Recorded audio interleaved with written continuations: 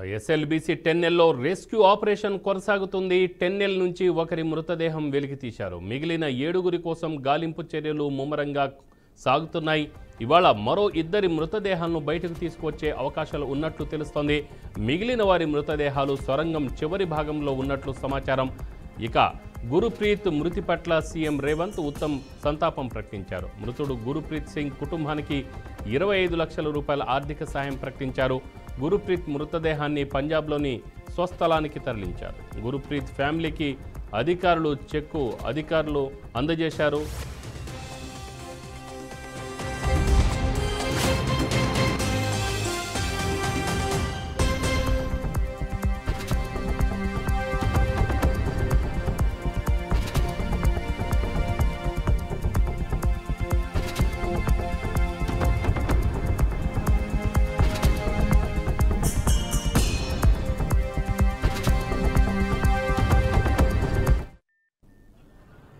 నష్టపరిహారం ప్రస్తుతానికి అంటే గౌరవ ముఖ్యమంత్రి గారు అదేవిధంగా సంబంధిత మంత్రి వారిలో ప్రస్తుతానికి బాడీ ఐడెంటిఫై చేసిన తర్వాత ఒక 25 lakhs ఎక్స్గ్రేషియా చెక్ ఇవ్వడం. మొత్తానికైతే టెన్నెల్లో 8 మంది మృతి చెందగా ఒకరిని శరీర భాగాల్ని మాత్రం బయటికి తీసుకొచ్చారు. ఇక మృతి చెందిన వ్యక్తిని గురుప్రీత్గా గుర్తించారు. మృతి పట్ల సీఎం రేవంత్ రెడ్డి ఉత్తమ్ సంతాపం ప్రకటించారు. మృతుడు గురుప్రీత్ సింగ్ కుటుంబానికి 25 లక్షల ఆర్థిక సాయం ప్రకటించారు. కూడా గురుప్రీత్ మృతదేహాన్ని పంజాబ్లోని స్వస్థలానికి తరలించనున్నారు. గురుప్రీత్ ఫ్యామిలీకి అధికారులు చెక్కు అందజేయనున్నారు. ఇక దీనిపై మరింత సమాచారం మా అవుట్పుట్ ఎడిటర్ వెంకట్ అందిస్తారు. వెంకట్, ఎస్ఎల్బీసీ టన్నెల్ ప్రమాద ఘటనలో మృతి చెందినటువంటి ఎవరైతే ఉన్నారో కార్మికులు ఎవరైతే ఉన్నారో వారి రెస్క్యూ ఆపరేషన్ ఇప్పటికీ కొనసాగుతుంది. నిన్న ఒక మృతదేహాన్ని వెలికి తీశారు. సదరు మృతదేహం గురుప్రీత్ సింగ్, పంజాబ్ చెందినటువంటి గురుప్రీత్ సింగ్ గా గుర్తించారు.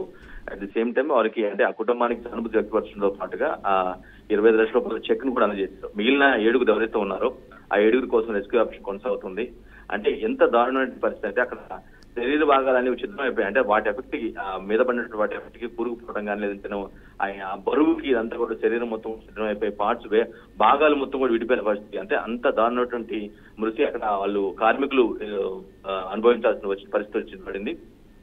మిగిలిన 7 కార్మికుల కావచ్చు ఏంటి ఎక్కడ ఉన్నారు ఏంటి అనేది వారిని ఈ రోజు మనకి సమాచారం ప్రకారం ఈ రోజు ఒక 2 మృతదేహాలను వెలికి తీసే అవకాశం ఉన్నట్లుగా స్పష్టంగా అర్థమవుతుంది. అంటే దీన్ని బట్టి తెలుసుకోవచ్చు ఎంత రెస్క్యూ ఆపరేషన్ ఎంత కష్టంగా ఉంది, ఎంత మన పేస్ అంటే దాన్ని స్పీడప్ చేస్తే ఏమవుతుంది, ఆ శరీర భాగాలు కనిపించకుండా పోతాయి లేదంటే ఇంకా రప్చర్ అయిపోయి మరీ చిత్రమైపోతాయి అనే దాంట్లో చాలా చిన్నగా వెళ్తున్న పరిస్థితి కనిపిస్తుంది. అంటే సాధ్యమైనటువంటి వారికి ఉన్నటువంటి సామాగ్రి కావచ్చు, వారికి ఉన్నటువంటి రెస్క్యూ బృందాలు కావచ్చు, వీటన్ని బట్టి ఎర్లీస్ట్ తీసి ప్రయత్నం చేస్తున్నప్పుడు కూడా అది అక్కడ ముందుకు వెళ్ళలేని పరిస్థితి కనిపిస్తుంది. సో అంత ఇన్ని రోజుల పాటు రెస్క్యూ చేసినప్పుడు కూడా ఇప్పటికీ వెలికి తీశారు. 2 మృతదేహాలు ఈ రోజు బయటకు వచ్చే అవకాశం ఉంది అని చెబుతున్నారు. అప్పుడు అది కూడా కన్ఫర్మేషన్ ఇవ్వలేదు. సో ఆ మిగతా 7గురి కోసం రెస్క్యూ ఆపరేషన్ కొనసాగుతూ ఉంది. ఇక ఇప్పటికే ఎవరెవరు మిస్ అయ్యారు ఏంటి ఎవరెవరు పోయారనే విషయం అందరికీ అంటే సదరు కుటుంబ సభ్యులు ఒక లిస్ట్ అవుట్ చేసి సదరు కుటుంబ సభ్యులకి చెప్పారు కాబట్టి వాళ్ళంతా కూడా వారి మృతదేహాలు ఎప్పుడు వస్తే వారి చివరి చూపు ఎప్పుడు చూసుకోవాలని చెప్పి అక్కడ వెయిట్ చేసిన పరిస్థితి కనిపిస్తుంది. టన్నెల్ దగ్గర ఎదురు చూసిన పరిస్థితి కనిపిస్తుంది.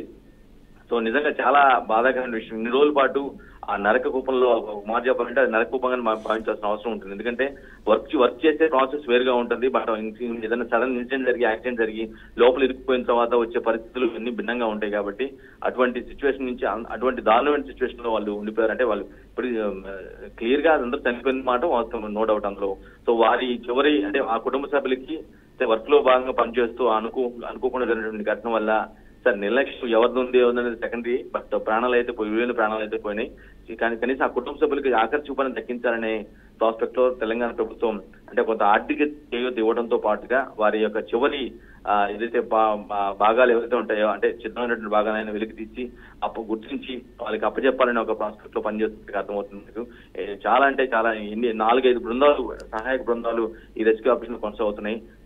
చేస్తూ ఉన్నారు. ఆయన ఇప్పటికీ కూడా 8 మందిలో ఒక్కరు మాత్రం తీయగలిగారంటే పరిస్థితి అర్థం చేసుకోవచ్చు ఎటువంటి పరిస్థితి అక్కడ ఉంది అనే విషయాన్ని Ramarao. Right Venkat, thank you.